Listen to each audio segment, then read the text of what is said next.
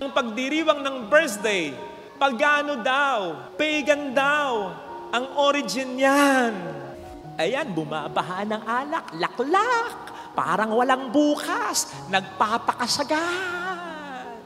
Ayan, nagpapalabas halimbawa ng malaswa o hubad.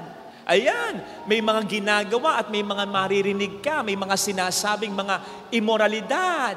Bato-bato sa langit, tamaan, tamaan. Bonggang-bongga man ang pagdiriwang mo, hindi ka nagsimba, hindi ka nakapagpasalamat sa Diyos, hindi ka tumutulong sa kapwa mo, finifeed mo yung ego mo, hindi yung utang na loob mo sa Diyos na nagkaloob sa'yo ng lahat ng ito, akala mo lang bongga. Pero ang kasamay mong nagdiriwang, yung mga nasa baba, yung mga nagdiriwang na yan, nakaw, mapupunta yan ng impyerno. Ay, naka, mali yung iniisip mo. Handa na kayo? Handa na kayong tamaan ang sasabihin ko? Alam po ba ninyo na meron tayong mga kapatid na tutol sa ganito? In fact, tutol sila hindi lamang sa pagdiriwang natin ng birthday ni Maria, kundi maging sa ating sariling kapanganakan. Tutol din sila. Para sa kanila, hindi ito dapat pinagdiriwang. Meron akong na-meet na ganito eh. Actually, naging kaibigan ko pa. Noong una, akala ko kuripot lang. Lungod ka naman. Celebrate natin birthday mo. Sa kapipilit ko, hindi naman siya nag-blow out, pero sinabi niya ang dahilan. Wala nga naman aniya sa banal na kasulatan na nagsasabi o tahasang sinasabi ng Diyos na dapat tayong magdiwang ng ating kaarawan. Tama, sa banal na kasulatan, may naitalang nagdiwang ng kanilang kaarawan. Halimbawa, sa Genesis 40:20, yung Pharaoh ng Ehipsyo. Sa Matthew 14:6, at saka sa Mark 6:21, si Herodes naman.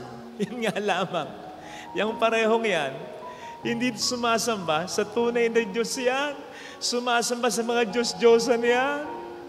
Mas lumutang tuloy yung sinasabi ng iba na ang pagdiriwang ng birthday, pagano daw, pagan daw, ang origin yan. So bakit nga naman daw natin ipagdiriwang?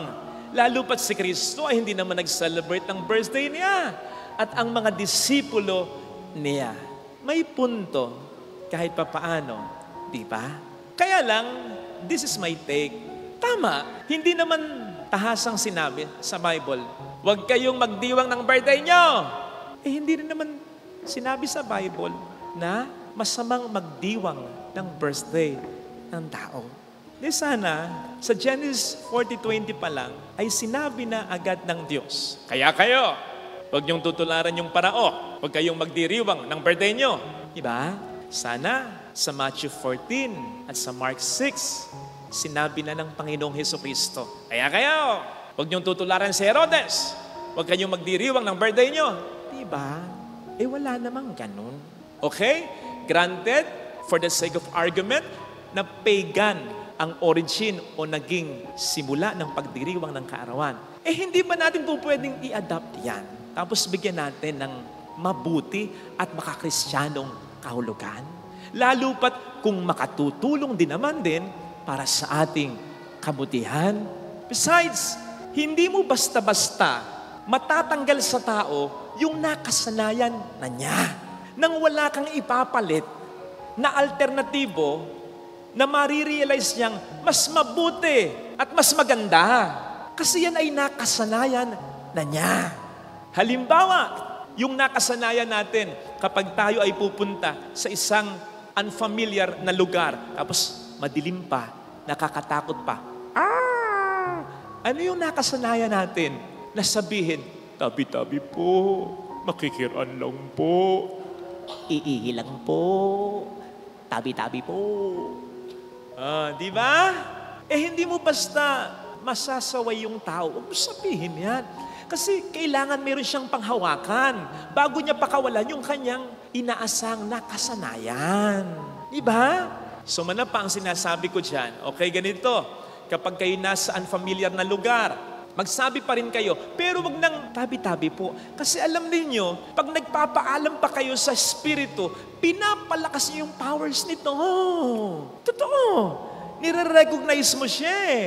Nagpapaalam ka pa nga sa kanya eh. So, yung masamang espiritu could be like, tama yan. Nire-recognize mo yung power ko. Sige, makadadaan ka na. Paano kung hindi ka paraanin? Sige ka. Paano kung sabihin niya, ayaka? Patay ka na. So doon ka sa masigurado. Manapang sabihin mo, Holy God, Holy Mighty One, Holy Immortal One, have mercy on me, have mercy on us. Naka, masabi mo lamang yung the name of Jesus, the name above all names, manginginig na ang diablo. So you see, inalis mo na sa tao yung nakasanayan niyang pinangahawakan niya, pero may pinalit kang mas maganda at mas mainam. Ganon. Halimbawa din, tama ba yung term ko, yung ginagawa ninyo na padugo, nagkakatay halimbawa ng manok o kaya ng bibe, ilalagay sa mga pundasyon, ng gusaling pinapagawa o ng bahay. Hindi mo maalis agad yan sa tao. Kasi they are seeking parang assurance from a higher power. Yun eh. Hindi mo pwedeng alisin agad sa tao yan. Nakasanayan at inaasahan niya yan. So ano sasabihin natin dyan? Ganito. Instead na yan ang gawin mo, bumili ka ng rosaryo, ng miraculous medal. Pabindisyonan mo. Yan ang ilagay mo sa pundasyon mo. Tapos, banatan mo pa ng sipi sa Biblia. Di ba? Ang sabi sa Salmo 127, malibang ang Diyos ang siyang nagtayo niyang bahay. Ang tinayong bahay ay walang tibay. Sa kaparehas na turo ng ating Panginoon, anong sabi niya? Ang matalinong tao ay nagtatayo ng bahay sa ibabaw ng bato. Sa ibabaw niya sapagkat ang bato ay si Kristo. Batong panulukan ng simbahang ito. At yung tangang tao nagtatayo ng bahay sa ibabaw ng hindi lang buhangin, kundi ng kinatay na manok natin. Ayun, sabihin mo yun. Makukonvince mo siya. Totoo. Pwedeng ganyan ang gawin natin sa pagdiriwang ng kaarawan na sinasabing ang origin ay pagan. Hindi ba natin po pwedeng gawing makakristyano ang pagdiriwang niyan upang mabigyan natin ng mas maganda na dahilan na makatutulong para sa ating kabutihan? Alam niyo kung papaano? Handa na kayo? Handa na kayong tamaan ang sasabihin ko? Eto na. Papaano ba nagdiwang ang mga pagano? Halimbawa, yung Pharaoh ng Egypt at si Herodes. Una, hindi naman sila naniniwala sa Diyos. Okay? Kaya, nagdiwang sila sa paraang walang Diyos. Ayan, bumabaha ng alak, laklak, parang walang bukas, nagpapakasagan. Ayan, nagpapalabas halimbawa ng malaswa o hubad. Ayan, may mga ginagawa at may mga maririnig ka, may mga sinasabing mga immoralidad. Bato-bato sa langit, tamaan, tamaan. Sapagkat yan ay hindi makakristiyanong pagdiriwang. Birthday mo? Ano ka si Herodes? Pwede namang umiinom pero wag yung sagad. Para wala ding maisip, masabi, at magawang immoralidad. O sige ka, di ba? Pag may alak, may balak. Mas maraming alak, mas maraming balak. Iwasan na yan. Ano pa? Wala nga silang Diyos eh. Sumasamba sila sa mga Diyos-Diyosan. At kasama sa dinodiyos nila ay ang sarili nila. Kaya't kung magdiwang sila, talagang bonggang-bongga. Gusto nila pag-usapan sila. Gusto nila mula sa ibang kingdoms, sabihin ng mga nasasakupan ng ibang kingdoms, iba si Haring Herodes, daming handa, talagang masisiyahan ka, ang daming mga nagpalabas ng ganire, ang ganda ng damit niya. Ayun, ganon magdiwang ang isang pagano. Again, bato-bato sa langit, tamaan-tamaan. Yung wala ka pang birthday ay pinaplano mo na, gusto mo. Yung gown mo, 3 beses ka, 4 na beses kang magpapalit. Mini-make-upan ka pa lang, maganda na yung gown mo. Tapos, yung mga pagkain talagang bumabaha ng pagkain, pati na ng inumin. Abay, gusto mo kasi, yung kumari mo, nagdiwang ng birthday, gusto mo talbugan. Gusto mo mas magaling yung pagdiriwang mo. Di ba? Yung iba nangungutang pa. Gusto mong pag-usapan ka eh. At gusto mo talaga habang lumalakad, nakatingin yung mga tao sa'yo. Feel na feel mo, ang ganda mo. Ganun yun. Tawa kayong tao eh. Daming ganyan. Di ba? Yun. Yun yung hindi makakristiyanong pagdiriwang. Kaya alam po ninyo, kapag ako'y na-invite sa mga pagdiriwang na ganyan, wala naman akong magagawa. Imbis na patigil ko, ituloy niyo ito! Makapagkanong pagdiriwang to? Baka may paglagyan ako. Hindi ko ginagawa yun. Pero, pag ako'y nahinga ng mensahe, sinisigurado ko, purihin ko man siya sapagkat maganda siya, gwapo siya. Purihin ko man siya sapagkat okay yung handa niya, yung pagdiriwang niya. Purihin ko man siya sapagkat okay yung karir niya, okay yung pamilya niya. Sinisigurado ko na sa mensahe ko, kasama ang pagkapasalamat sa Diyos. Pilit kong ibabaling na ganon. Yung pang iparealize sa nagdiriwang at sa mga nakikipagdiwang, ang Diyos ay huwag mong kakalimutan sapagkat kung wala ang Diyos, wala ang lahat ng yan. At wala ka rin dyan. Ganon ang makakrisyanong pagdiriwang. Yung ibalik mo sa Kanya ang kapurihan. Kaya nga, ganyan ang pagdiriwang natin ngayon sa mahal na ina. Tingnan po ninyo, ang pagdiriwang ay tungkol sa birthday niya. Pero pansinin niyo yung mga panalangin. Nababanggit yung pangalan niya, pero hindi mawawala yung pangalan ng Diyos. Sa gospel, tungkol dapat sa Kanya yung gospel. Nabanggit yung pangalan niya, pero ito ay tungkol sa kapanganakan. Hindi niya, kundi ng anak niya. Isipin po ninyo lahat ng pagdiriwang natin sa simbahan. Kaya hindi totoo yung sinasabi ng ibang sekta na hindi. Pinupuri natin si Maria, pero yun ay dahil sa mga dakilang bagay na ginawa ng Diyos sa Kanya. Sa pagtatanghal natin kay Maria, ang kaalinsabay nun at mas mainam pa nun, Lord, salamat. Salamat sa grasyang ibinigay mo sa taong tulad lang namin na si Maria. Salamat. Ganon. Yun din naman ang sabi ng mahal na ina. Diba? Nung umawit siya, anong sabi niya? Mapalad ang pangalan ko sa lahat ng mga bansa. Ito'y dahil sa mga dakilang bagay na ginawa sa akin ng Diyos na makapangyarihan. Banal ang kanyang pangalan. And if ever na nagdala kayo ng cake, hindi naman yan sa Kanya. Kanino natin ibibigay yan? Bukas ibibigay natin sa mga less fortunate. Lahat tayo mahal ng mahal na ina. Pero nakikita po ninyo, sino ang mas parang inaatensyonan niya? Katulad ng isang ina, 2 anak mo, may sakit yung isa. Ang mas aatensyonan mo, yung may sakit mong anak, di ba? Sa lahat ng pagpapakita ng mahal na ina, kanino siya madalas magpakita? Sa mayayaman ba? Bagamat mahal niya din ang mayayaman? Hindi, sa mga mahirap, sa mga dukha, sa mga hindi kilala, sa mga bata. Kaya't yung cake na i-offer niyo, hindi yan mapupunta sa pare o sa staff ng pare, mapupunta yan sa mga less fortunate. Sapagkat yun ang makakrisyanong pagdiriwang. Ibalik mo sa Diyos ang kapurihan at yung mga mahal niya. Tayong lahat ay mahal niya. Pero yung mga inaantensyonan niya, yung mga mahihirap, yung mga aba, huwag mong kakalimutan. Di ba't ang sabi niya, kapag naghahanda ka, ang imbitahan mo yung mga mahihirap, hindi mo man yan magawang literal.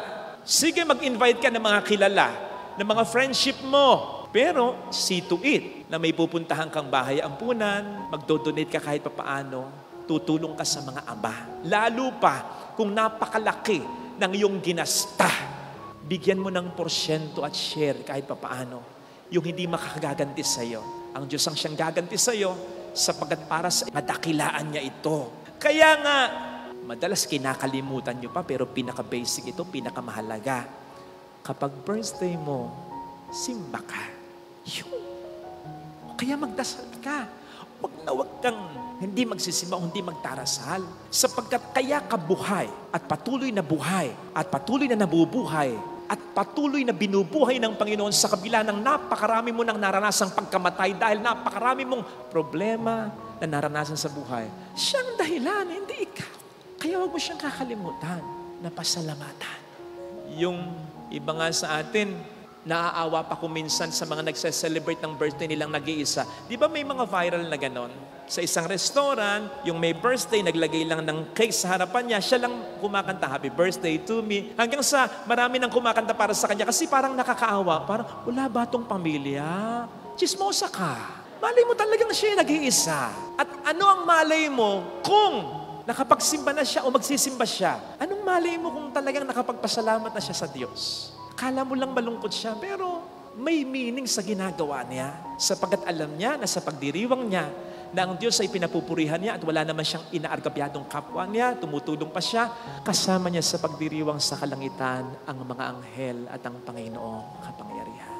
Pero, bonggang-bongga man ang pagdiriwang mo, hindi ka nagsimba, hindi ka nakapagpasalamat sa Diyos, hindi ka tumutulong sa kapwa mo, finifeed mo yung ego mo, hindi yung utang na loob mo sa Diyos na nagkaloob sa'yo ng lahat ng ito, akala mo lang bongga. Pero ang kasamay mong nagdiriwang, yung mga nasa baba. Sige, i-feed mo pa yung ego mo, maging makasarili ka. Pasikatin mo yung sarili mo, isipin mo lang, ikaw lang. Ay, ang natutuwa sa'yo ay ang mga demonya. Sana mga kapatid, magdiwang man tayo o hindi magdiwang ng kaarawan. Bottom line, ang Diyos ang ating papurihan. So yung sagot ko, sa sagot ko na, ano ba talaga, Father, ang mas maganda? Mag-celebrate pa ng birthday o hindi na? Ang sagot ko ay yung kasasabi ko na may batayan sa sinabi ni San Pablo sa 1 Corinthians 10:30. Ano sabi doon? In whatever you do, sa lahat ng gagawin mo, ang Diyos ay papurihan mo. Ibig sabihin, mag-celebrate ka ng birthday mo, ang Diyos ay papurihan mo. Huwag kang mag-celebrate ng birthday mo, ang Diyos ay papurihan mo. Paano mo mapapapurihan ng Diyos kung hindi ka mag-celebrate ng birthday mo? Yung isipin mo na, ang buhay ko, Panginoon, ay hindi naman dito lang eh. Ang buhay ko talaga, ang tunay na tahanan ko ay dyan sa kalangitan. Kaya hindi ko na isa-celebrate ang birthday ko dito, pero nagpapasalamat ako sa iyo sapagkat sa araw-araw ng buhay ko ay parang birthday ko sapagkat ako'y ginagawa. Yun. Pero kung hindi ka magdiriwang ng birthday mo, tapos sasabihin mong, yung mga nagdiriwang na yan, nakaw, mapupunta yan ng impyerno. Ay, nakaw. Mali yung iniisip mo. So in whatever you do, magdiwang ka man o hindi, trip mo yan. Basta, sa trip mo, huwag ang sarili mo ang iangat mo, ang Diyos ang papurihan mo. Mag-celebrate man tayo o hindi ng kaarawan, talagang ang Diyos ay dapat nating papurihan. In as much as ang buhay natin ay hindi naman laging maganda. Hindi smooth sailing. May mga pagsubok, may mga problema, pero nalalampasan at sumasaya pa rin, nagiging maligaya pa rin kahit papaano. Hindi dahil magaling tayo, hindi dahil sa matalino tayo, kundi dahil, sabi sa Ebanghelyo, kasama natin ang Diyos. Araw-araw, hindi lamang sa araw ng ating kaarawan, ipagpasalamat natin ito.